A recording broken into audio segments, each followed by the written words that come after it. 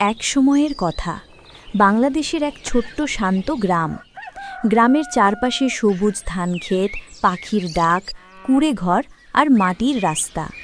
সেই গ্রামে থাকত রফিক নামে এক সৎ কৃষক আর তার ছোট ছেলে আমিন। আমিন সবসময় সত্য কথা বলতো, কিন্তু গ্রামের অন্য বাচ্চারা তাকে নিয়ে হাসাহাসি করত। তারা ভাবত, সত্যি বলে কি কেউ বড় হয় নাকি? কিন্তু আমিন জানে আল্লাহ সব দেখেন। আজকের গল্পে দেখা যাবে সত্যের শক্তি কত বড়। তারপর একদিন আমিন তার দুই বন্ধু রাফি এবং রনির সাথে খেলছে। হঠাৎ রাফি বলে, এই শোন, আজ কৃষক চাচার ক্ষেতে অনেক কাঁচা আম হয়েছে, চল না কিছু আম নিয়ে আসি। হ্যাঁ, গাছে উঠে ঝাঁকালে নিচে পড়বে, চাচা টিরি পাবেন না। তারপর আমিন তার দুই বন্ধু রাফি এবং রনির কথা শুনে বলে, না ভাই, এটা ঠিক না, চুরি করলে আল্লাহ রেগে যান। তারপর আমিন তার দুই বন্ধু রাফি এবং রনির কথা শুনে হা হা, আরে বোকা, আল্লাহ তো এত ছোট জিনিসে রাগ করেন না। তারপর আমিন তার দুই বন্ধু রাফি এবং রনির কথা শুনে বলে, না ভাই, ছোট হোক বা বড়, গুনাহ তো গুনাহি, মিথ্যা বা চুরি করলে সেটা হারাম। আরে তুই তো একদম বুড়ো ইমামের মতো কথা বলিস। তারপর রাফি ও রনি হাসতে হাসতে কৃষক চাচার আম গাছের দিকে যায়, আর আমিন একা দাঁড়িয়ে থাকে, তার মুখে কষ্টের ছাপ নিয়ে।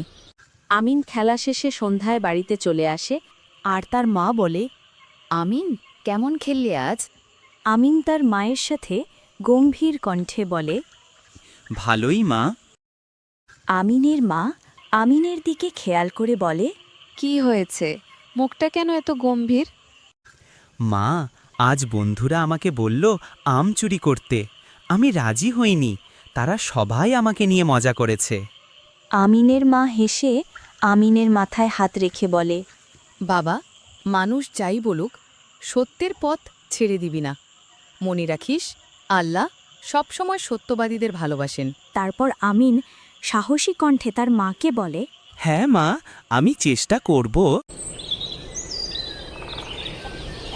দিন যায়, মাস যায়। আমিন যেমন সত্যবাদী থাকে, তেমনি তার বাবা রফিকও গ্রামের একজন সৎ মানুষ হিসেবে পরিচিত হয়ে ওঠে।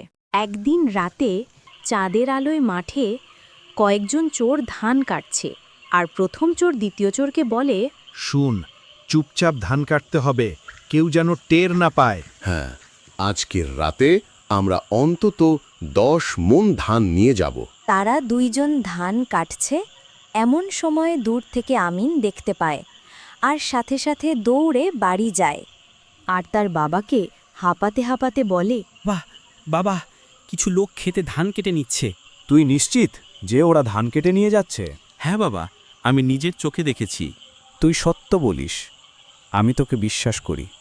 চল, চৌকিদার ডাকতে হবে। আমিন ও তার বাবা চৌকিদারের বাড়িতে গিয়ে চৌকিদারকে ডাকে আমিনের বাবা। চৌকিদার সাহেব বাড়িতে আছেন? গ্রামের ধান খেতে চোর ঢুকেছে। আমিনের বাবার ডাক শুনে চৌকিদার সাহেব ঘুম থেকে উঠে এসে বলে, রফিক, চল তাহলে গ্রামের সবাইকে নিয়ে চোরগুলোকে ধরে ফেলি। এই বলে তারা সবাই চলে যায়, আর গ্রামের সবাই মিলে চোরদেরকে ঘেরাও করে ফেলে। আর চৌকিদার সাহেব বলেন, ভালো করে সবাই ঘেরাও করে ধর, কেউ যেন পালাতে না পারে।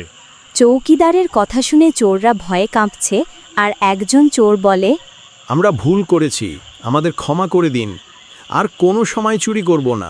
চোরদের কথা শুনে গ্রামবাসী সবাই বলে, আমাদের ক্ষেতের ধান চুরি করে নিয়ে যাচ্ছিলে, তোমরা ক্ষমা পাবা কেন?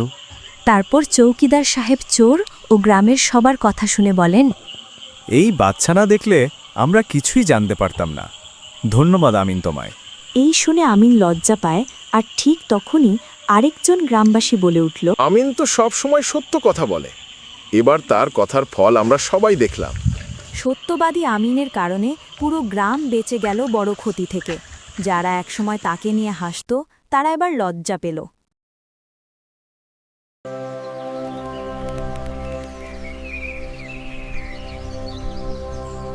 পরদিন মসজিদের ইমাম সাহেব গ্রামের সবাইকে একসাথে করে বলে, শুনুন সবাই, আল্লাহ কোরআনে বলেছেন, হে মুমিনগণ, তোমরা সত্যবাদীদের সাথে থাকো।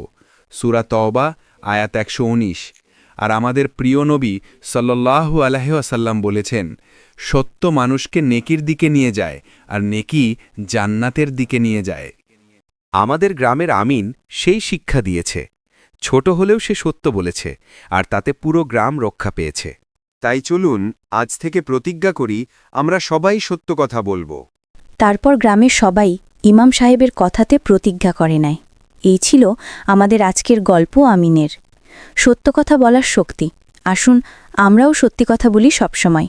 আমাদের গল্প ভালো লাগলে চ্যানেলটিকে সাবস্ক্রাইব করতে পারেন। ধন্যবাদ।